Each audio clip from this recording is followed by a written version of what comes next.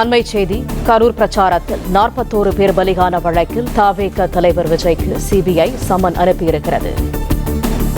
விசாரணைக்கு நேரில் ஆஜராக விஜய்க்கு சம்மன் அனுப்பியுள்ளது சிபிஐ. அண்மை செய்தியாக பார்த்து வருகிறோம். கரூர் பிரச்சாரத்தில் 41 பேர் பலியான வழக்கில் தவேக தலைவர் விஜய்க்கு சிபிஐ சம்மன் அனுப்பியிருக்கிறது. கூடுதல் தகவல்களை தருகிறார் எமது செய்தியாளர் நிரஞ்சன். நிரஞ்சன், முழு விவரங்கள் என்ன?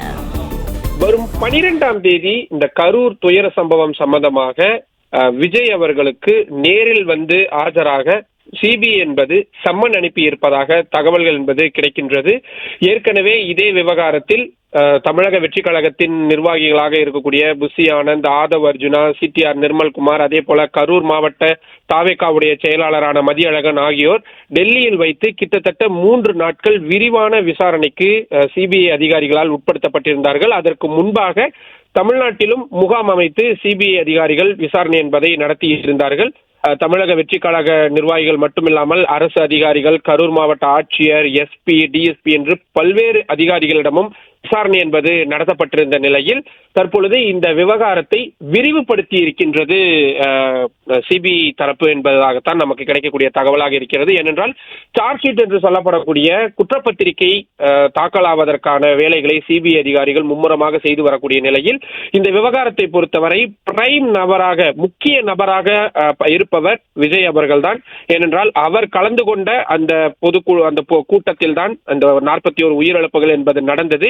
எனவே அவரிடம் எந்த விசாரணையும் நடத்தாமல், அவரிடம் கேள்விகளை எழுப்பாமல், வெறுமன அந்த சம்மன் என்பது கொடுக்கப்படாமல் இருந்தால் நீதிமன்றம் நிச்சயமாக அதனை கேள்வியாக எழுப்புவார்கள்.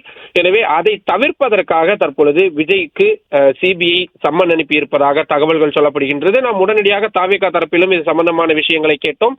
எங்களுக்கு இன்னும் அதிகாரப்பூர்வமாக கிடைக்கவில்லை, ஆனால் நாங்கள் அதை எதிர்பார்த்து கொண்டுதான் இருக்கிறோம். ஏனென்றால் ஏற்கனவே மூத்த நிர்வாகிகள் டெல்லிக்கு வந்திருந்த பொழுது திட்டவட்டமாக சிபிஐ அதிகாரிகள் அவ்வாறு தான் சொல்லியிருந்தார்கள். ஆனால் நாங்கள் அதை எதிர்கொள்வதற்கு தயாராக இருக்கிறோம், நீதிமன்றத்தை நாடுவதற்கும் தயாராக இருக்கிறோம் என்றும் தவேகா தரப்பிலிருந்து சொல்லப்பட்டிருக்கின்றது. சரியாக அதே நேரத்தில் ஜனநாயகன் படம் ரிலீஸ் ஆகி அது சம்பந்தமான நிறைய நிகழ்வுகள் விஜய் அவர்களுக்கு இருக்கிறது என்பதால் உடனடியாக நீதிமன்றத்தை நாடுவோம் என்றும் சொல்லியிருக்கிறார்கள். சிபிஐ பொறுத்தவரை தவேகா தலைவர் விஜய் அவர்களிடம் விசாரணை என்பது நடத்தப்பட்டே தீர வேண்டும் என்பதில் மிக திட்டவட்டமாக இருக்கின்றார்கள். அதனால் இந்த சிபிஐ சம்மன் என்பது அதிமுக்கியமான ஒரு விஷயமாக பார்க்கப்படுகின்றது.